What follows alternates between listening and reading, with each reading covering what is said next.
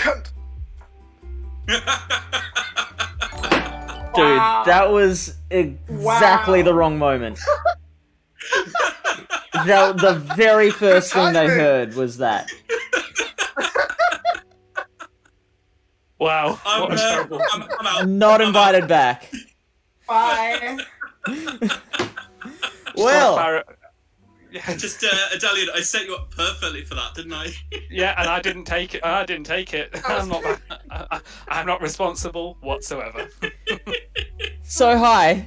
This is the Gymbreakers World Cup semi-final. I'm Fish on a heater, and beside me are four of the rudest, just most obnoxious people I've ever met. Above me and to my right are two people who are very, very familiar with the Gymbreakers system. One of them is a staff member. Both of them are referees. It is Nexacelia and Hawkeye. G'day, guys. Hey, how you doing, mate? Yeah, good. Good morning. Up the top there, we have one of the most well-connected men in Pokemon Go in Europe. He denies it, but it is true. He is one of the co-creators of the London's finest PvP tournament, which we are all awaiting the return of. It is Adelian. Hey, mate. Hello, how are you doing? Welcome, everybody, and thank you, Fish, for having me on. My pleasure, our pleasure. And finally, in the middle there is a Twitch streamer, a proud member of Girls at PvP, and again, like Adelian, one of the most delightful people to talk to that I've met. No offense to Hawkeye and Ilya. It is Final Boss AJ. To paraphrase Toto, it took a lot to drag me away from Legends Arceus, but you got me here. Although I don't appreciate being lumped in with some of these other people, because I don't shout swear words on camera. Unless you know there's right. I think we should take this opportunity to point out only one of us said that, and it wasn't me. So, just putting myself out there very early on. I mean, I'm 100% sure it was you, but that's not the point. It was me. Ilya and Hawkeye, because you guys are the most familiar with the whole Gymbreakers format, why don't you guys tell us how the whole thing works for those who haven't seen it before? So, I'll start until the playoffs, and then you can take it from there. Sure. So it's a team tournament where 8 players from each country are paired up. They will battle against each other in a best-of-3 format. The meta is usually the Silph meta for the month, although this month it was the Comet meta from Factions. After that, each country scores a number of points. Based on those points, will dictate where they end up in the playoff stage. Yeah, so after the playoff stage, at the beginning of the playoff stage, first of all, it's a single eliminations format. After the group stages, the first and second of each group will come into the division they are usually in. The third will be down paired. For example, if you're one of the top teams, you will land in Division B if you're third in your group. And single elimination, you can change your team between every single round and substitute between every round. We have emergency substitutions sometimes if in case somebody has an emergency and can't play the round. We have a very optimized rule set, and yeah. Mm-hmm. And so for this semi-final, we did just have the USA and Mato Grosso semi-final happen last night on the MyPvP Academia channel. USA came out on top. This second one between California and Japan. Let's take a look at how these teams both got here once it eventually shows up. Here we go. Delian, what do you notice about the story of these two teams? Yeah, so Japan they've gone through this competition relatively lightly. They made relatively short work of El Salvador and Mato Grosso in the group stages, and then they jumped in against Sardinia and Brazil in the playoffs. In comparison, I'd say California had teeny bit of a harder time with their matchup against Spain, in particular, going up to the full 48 battles needed. So it'll be very interesting to see which one of these two does make it to the final, and there's a little bit of added entertainment perhaps. So because the winner will be taking on the United States, there is the possibility, if California were to win, that we'd have almost a country versus country finals, which I think would be for the first time or the second time this has happened, where two teams from the same country have faced off against each other in Gymbreakers. So it'll be an entertaining scenario should California win. But we have to consider that Japan are not going to take that lying down, so should be a good battle between these two countries. Well, this one state and one country. Yeah. I believe it is it would be the first time that two teams within the same country are meeting in the final, the very final. We have had one more situation where an A and a B team have met each other during the playoff stages. Is that right? Correct. Yeah, If I recall correctly, quarterfinals. Yeah. And how long ago was that? This month. It was. That was this month. Okay. Yeah, Mexico A against Mexico B, and the B team actually smashed Mexico A. So that was kind of funny. We're starting to get it where, because the countries have climbed the leaderboards, they're starting to reach where the parent team has been. So they're starting to come across each other more and more. Yeah, so like we had California are the reigning world champions, and it's interesting that we're getting these B teams outperforming all the A teams, and I'm starting to think that we should be referring to California as the A team and the Greater USA team as the B team. Depending on how the next if California gets through to the final and manages to beat USA, then I feel like that's not up for debate anymore. I feel like that's settled. So you can take that to the American A team if you want and tell them that, hey, you're the B team now, but they might have some words about it. I have a feeling that June and Rice might not take that lying down. All right, so we've also got eight players playing for each team, and they're all matched up into pairs. AJ, how many of these people have you played against? What do you know about these people?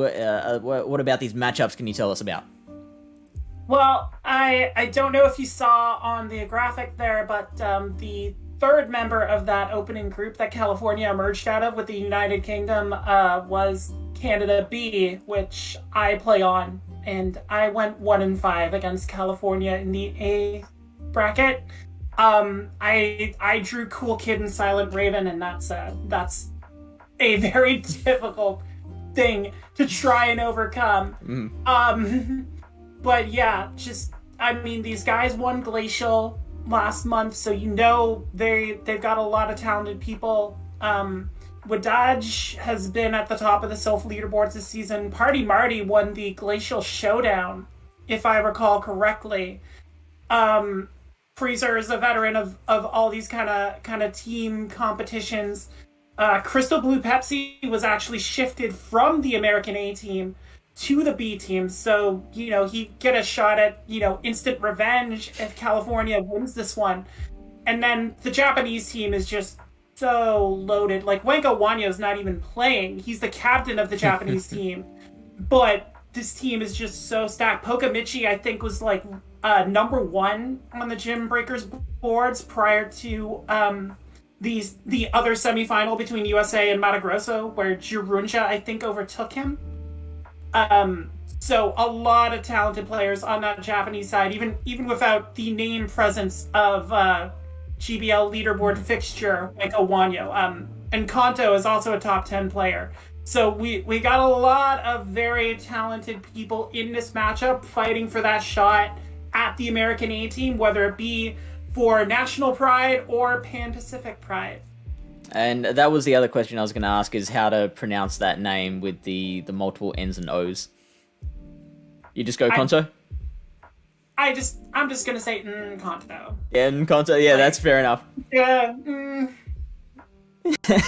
like you're not sure. You could definitely extend the letters a little bit. Yeah, you got to give it that full enunciation. Yeah.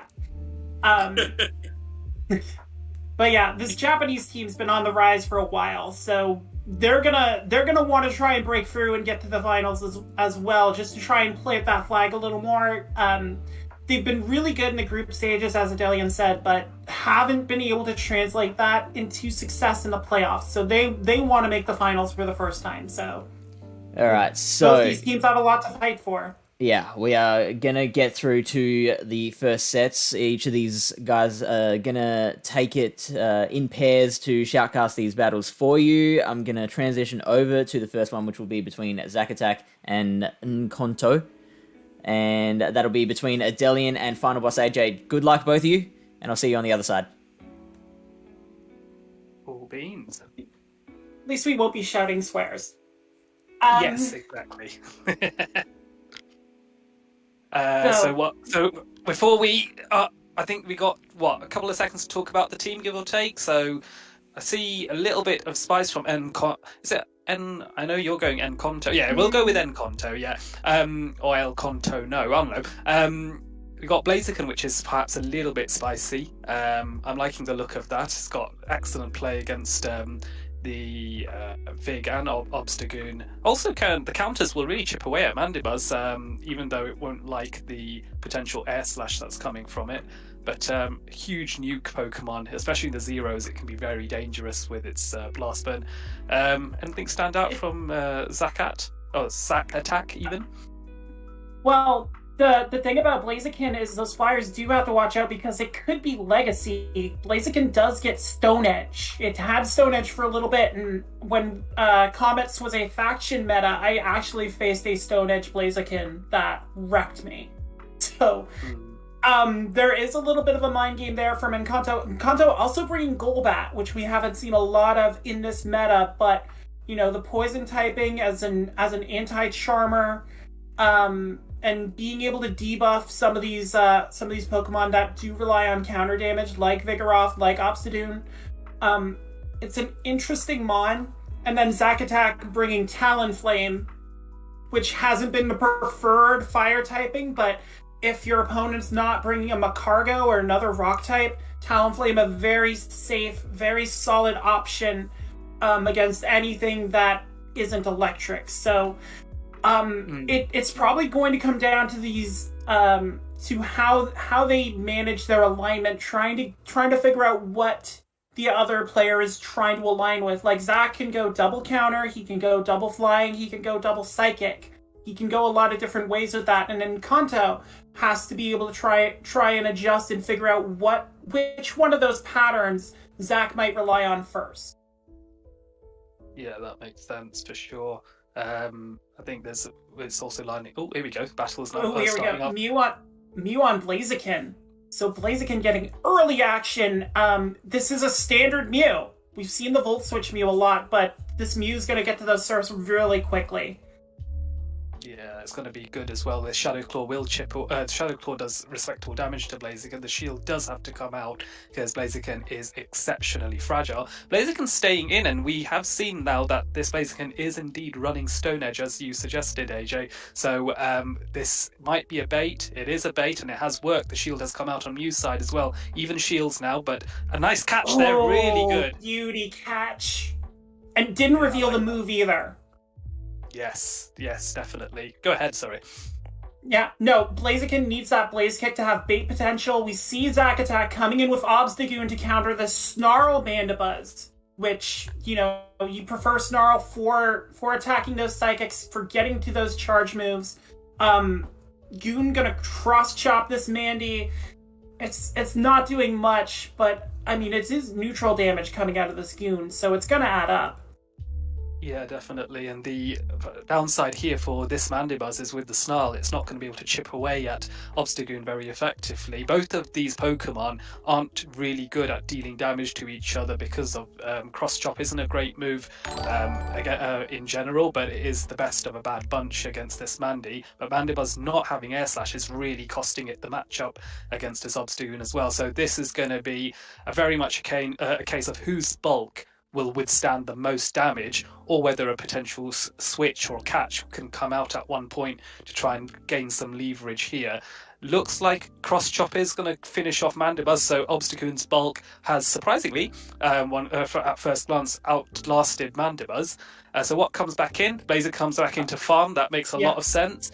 So this is looking really good. Second shield has to come out on the Cross Chop. Obstagoon is able to get that off, so this is looking good. What do you think Blaziken will do now? It's going to go for it. Catching Obstagoon with those counters, more than enough to take care of Obstagoon as we played out in Ultra League the past week. But Mew coming back in, and that's another catch. Really good play. Really good play. Encanto protecting that fire chicken like it's the last bucket of KSC available, and able to, protect again, not revealing that Stone Edge yet. As this Volt Switch Mew now goes to work, Encanto running the more standard Volt Switch Mew that we've seen in Comet is basically your Alolan Raichu proxy. And Vigoroth, with shields down, is able to go to work here, able to shield this. Zach's got a commanding position here with all his mons healthy. Ooh, he's not able to get off the wild charge. That's a shame. That's a real shame. And that may actually be the decisive bit in the battle. Not being able to get that wild charge off to finish off this Vigoroth means there is nothing left to defend this Blaziken. There's no more magical catches that can occur. Sadly, despite some really epic catching by Encanto, just not enough. Blaziken just too squishy to withstand that body slam from Vigoroth. So well played. Game 1 goes to Zack Attack.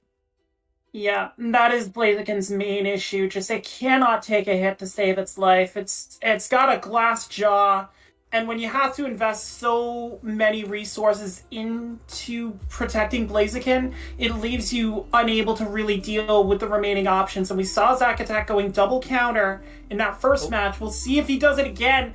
That's a terrible lead for Zack Attack. He has to bring Cresselia in. And Encanto's answer is Golbat, which resists both these charge moves from Cresselia, and Psycho Cut doesn't do nearly enough damage to really worry the Flying Bat. Yeah, that makes a lot of sense. I think it seems at first relatively counterintuitive to bring Golbat in with it being a poison type against the Cresselia, but as you say, AJ, the moveset from Cresselia really doesn't like having to deal with poison. So Moonblast is going to be the best shot here for Cresselia, but that Shadow Ball has just nuked Cresselia and really dented its health. So now Golbat is in a strong position to even just chip away with these Poison Fangs, farm up a bit more, and then be able to potentially launch another Poison Fang at what is in the back after this Cresselia goes down. So good play here, landing the Shadow Ball nice and early and allowing for the farm down by the Golbat. Moonblast is going to tickle, but certainly Golbat's able to last that. And now we have a loaded Golbat. What's going to come in, Obstagoon or Mew? It's going to be the Obstagoon. There's just not many good choices. Mew's defenses are already bad, so you don't want a Poison Fang debuff on top of that. So Zack Attack's going to choose to absorb this on Obstagoon, absorb all this energy. Looks like trying to get a little farm up and not shielding any of this. He's putting all his faith in Mew. Yeah, that makes a lot of sense with the Blaziken in the back, trying to now farm up a bit with the Mew, and the response comes in. Mandibuzz is a strong answer to Mew, but does have to be mindful of the potential wild charge, which I don't know if it has been revealed yet, has it? But I mean, one can probably guess it would be wild charge, but have we seen wild charge yet? I don't think so, but we see it hit there, and that. Zack has to go for these wild charges with this Mew being on Shadow Claw. If it was on Volt Switch, that would be more fast move pressure, but does get the second shield on the Mandy here.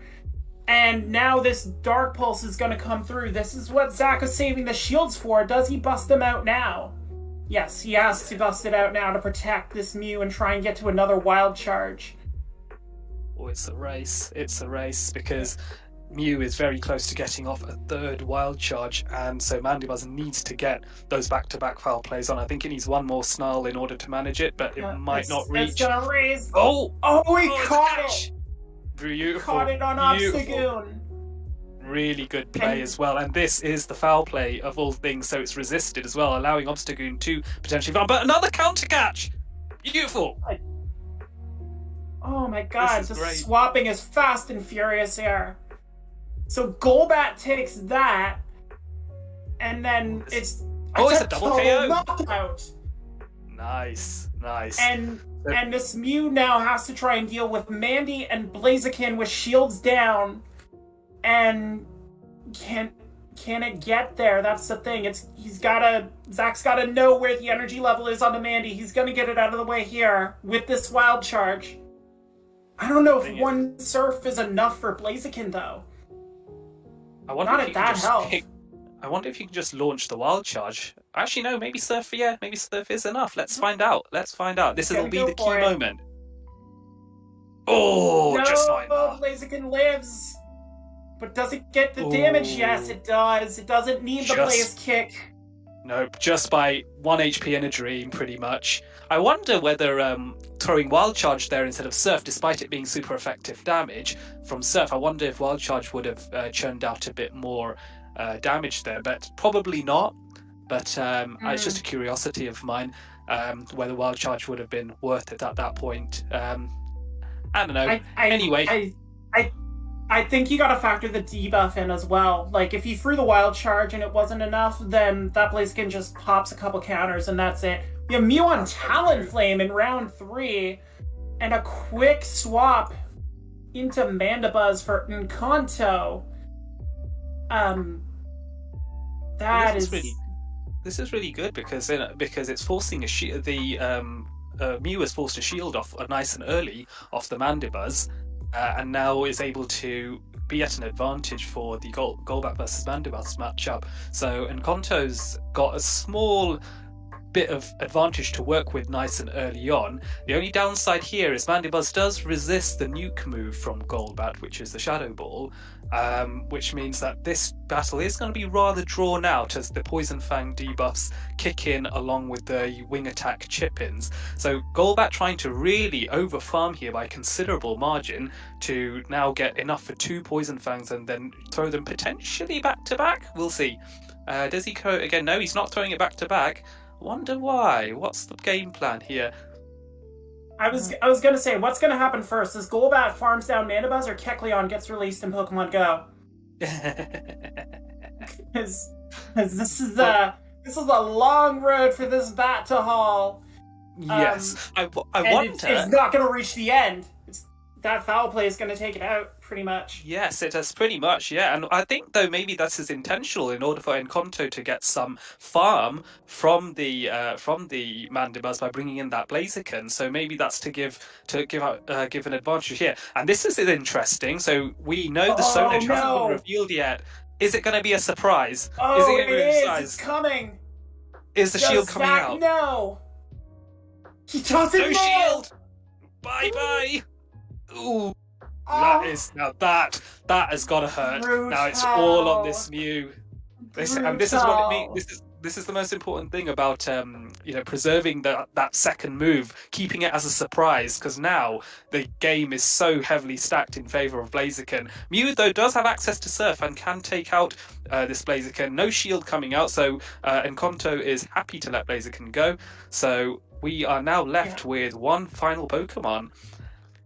It's Mew on Mew, and Zach has a Shadow Claw Mew, but Encanto with those Volt switches, and calling the Surf right there, that is huge. It's gonna be a race, and I think Volt Switch Mew is gonna win it. Yeah, Yes, because I Zach think has to there's shield now. this one. Yeah, but I think the surviving on 1 HP might just KO it. Oh, actually, maybe not. But the second Surf definitely will do the job now. Yeah. So that is all over, I'm afraid. Yeah, the Volt Switch Mew getting to that energy quicker than the Shadow Claw Mew. So, Encanto, with that big Stone Edge on Talonflame, gets an early 2-1 lead for Japan. And exactly as you said, Adelian, keeping that move hidden until it was necessary. like I said, I knew Blaziken had Stone Edge because someone has used it against me. But if you don't know that right off the bat, there's no way you're expecting that. You're expecting maybe a Brave Bird to try and take out Talonflame. That could be on your radar, or Blast Burn, which has been standard in Ultra League. But that Legacy Stone Edge slaps.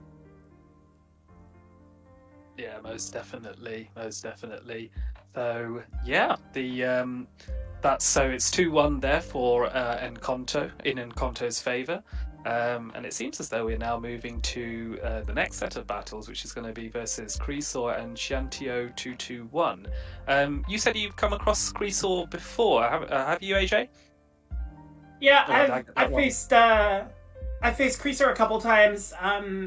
He's very well known on the battle circuit. He's done a lot of Team Rocket PvP events. He's a brawler. He's in every match. And I said off screen before we were talking how I thought Alolan Raichu was a key part of this meta. We haven't seen Alolan Raichu yet from any of our battlers, but Creasor's got the main answer to Alolan Raichu in Diggersby on his team. The problem is I don't see a target on Chianti's side, aside from maybe an Alolan Ninetales, but with Creasor's makeup, I don't think we see Alolan Ninetales either, so this is going to be very interesting to see what Creasor can do now that he doesn't really have a target for one of his main mons on there. When you're talking to main mons, you're referring to the Diggersby. I suppose, yeah, it's just the Macargo, that's the only answer. But, so here we go. Well, Vigoroth, which is actually quite good for Vigoroth into Macargo. So immediate switch from Chianto's side, bringing in his own Vigoroth. And so Creasaur responds with Cresselia. So very good idea. Notice the moveset on Cresselia. It's not running Grass Knot. Oh, yeah, because the water types here, aside from Walrein, who was a late entry, there's not a lot of targets for Grass Knot either. So Creaser opting to go for Future Sight for a wider range of damage potential there and not being walled by a Mandibuzz or a Golbat as we saw in the previous matchup. This Vigoroth is just getting so much energy though. Such a spammy Pokemon. And we'll have to see if Cresselia can build up enough to make use of this energy that it's harvesting. It's going to come in with another Moonblast here. Shield came out earlier for Vigoroth against this first Moonblast, and actually Chianto opting to really save his Vigoroth and farm up as much as possible. He really wants to protect